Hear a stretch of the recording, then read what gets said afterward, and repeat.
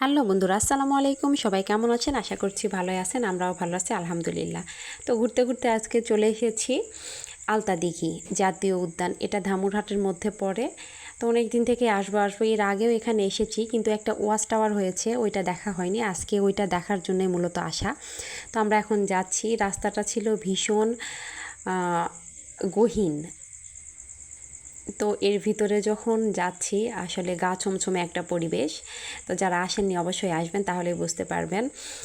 আর বন বিভাগের মধ্যে পড়ে, অবশ্যই বনের মতো একটা দৃশ্য তো থাকতেই হবে। যখন ওয়াচ টাওয়ারে উঠবেন মনে হবে যে আমরা সুন্দরবন চলে এসেছি। এই বনের মধ্যে বাঘ ভাল্লুক এইসব আছে, আসলে কিছুই নাই, কিন্তু রাস্তাটা দেখতে এরকম গা ছমছমে। তো আমরা মাঝে মধ্যে যেতে দেখছি যে এই গাছগুলো আসলে মারা গিয়েছে, সেইগুলো কেটেও ফেলেছে।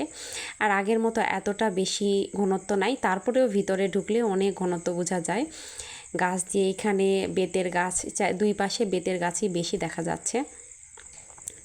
তো আমরা ঘুরতে ঘুরতে এখানে চলে এসেছি আজকে আনন্দ করার জন্যই, মূলত ওয়াচ টাওয়ারে উঠবো দেখবো এই জন্য। তো দেখা যাক ওয়াচ টাওয়ারে গিয়ে আমি উঠতে পারি নাকি, অনেক উঁচুতে, ভয় পাই নাকি। আমরা চলে এসেছি, ভীষণ গরম ছিল, ভীষণ গরম, ঘেমে নিয়ে একদম একসা হয়ে গিয়েছি আমরা। এই তো আমার মেয়ে আসছে।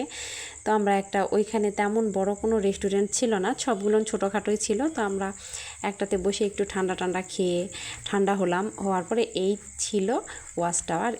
এটাতে আমরা এসেছি দেখার জন্য। তো অনেক উঁচুতে, এখন আমরা উঠি নাই, তো যাব উঠতে, দেখি সাহস করে কি হয়। তো এই তো যাচ্ছি আমরা। আমার ননদিনীও এসেছে আমার সাথে, মানে খালা শাশুড়ির মেয়ে। আমার বর আর আমার মেয়ে যাচ্ছে, পেছনে ক্যামেরাম্যানটা ছিলাম আমি। তো উঠতে উঠতে অনেক দূরই ওঠা হলো। তা আমিও ইনশাল্লাহ উঠতে পেরেছি। তো এইখানে মাঝখানের ভিউ ছিল, দেখেন, বললাম না আপনারা উপরে উঠলে বুঝতে পারবেন যে আমরা সুন্দরবনে চলে এসেছি। আর এইটা ছিল সে আলতা দিঘির ভিউ, এটাই ছিল সেই দিঘি। দিঘিটা অনেক বড়। আমি যখন আগে এসেছিলাম তখন এরকম ছিল না, পরে গাছপালাও কেটে ফেলেছে, দিঘিটা আরও সংস্কার করেছে। তো এটা দেখতে পাচ্ছেন, আমিও উঠছি টুকটুক করে এখন উপরে। তো আমার বাবা আবার ভীষণ ভয় লাগে, তারপরেও ভয়কে জয় করে এখন ওঠার চেষ্টা করছি। তো ওইখানে ওয়াচ টাওয়ারে উঠে দেখা শেষ, আমরা নিচে নেমে এসে এই তো দিঘিতে চলে এসেছি।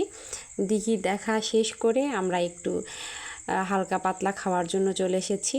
তো মুড়ি মাখা খেলাম এখানে, খাওয়ার পরে কফি নিয়েছি, কফিও খেলাম। তেমন ওখানে ভালো কিছু একটা পাওয়া যায় না। গতবারে গিয়েছিলাম, রেস্টুরেন্ট ছিল মোটামুটি একটা, এবারে দেখছি সব ভাঙাচোরার কারণে রেস্টুরেন্ট নাই। তো আমরা ওখান থেকে আবার, এটা ছিল জগদ্দল বিহার, মানে ধামুরহাটের মধ্যে পড়ে। আমরা যেহেতু ধামুরহাটে গিয়েছি তাই অনেক কিছুই দেখেছি। আলতা দিঘিতে গিয়েছি, জগদ্দল বিহারে গিয়েছি, আরেকটা জায়গা ছিল বিল, ওটা একটা, তো বিলটার নাম ছিল যে ঘুকশির বিল। ওইখানে গিয়ে আমরা পানি দেখতে পাই না, পানি নাকি 2-3 দিন আগে শুকিয়ে গিয়েছে।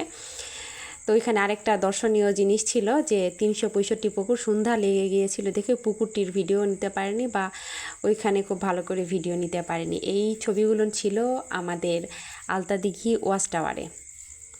তো আমার ননদিনীর সাথে, আমার মেয়ের সাথে, আমার বরের সাথে কত রং করে যে ছবি উঠিয়েছি। এই জায়গাটা অনেক সুন্দর ছিল, অনেক সুন্দর, কিন্তু গরমের জন্য তেমন ভালো করে কোনো ছবি উঠানো যায়নি। তো যতটুকু পেরেছি উঠিয়েছি। তো কত রং আমাদের। বন্ধুরা, অবশ্যই আমার ভিডিওটি যদি ভালো লাগে লাইক কমেন্ট শেয়ার করবেন এবং আমার চ্যানেলটি সাবস্ক্রাইব করবেন। আমার ফ্যামিলি সবাই ভালো থাকবেন, সুস্থ থাকবেন। আল্লাহ হাফেজ।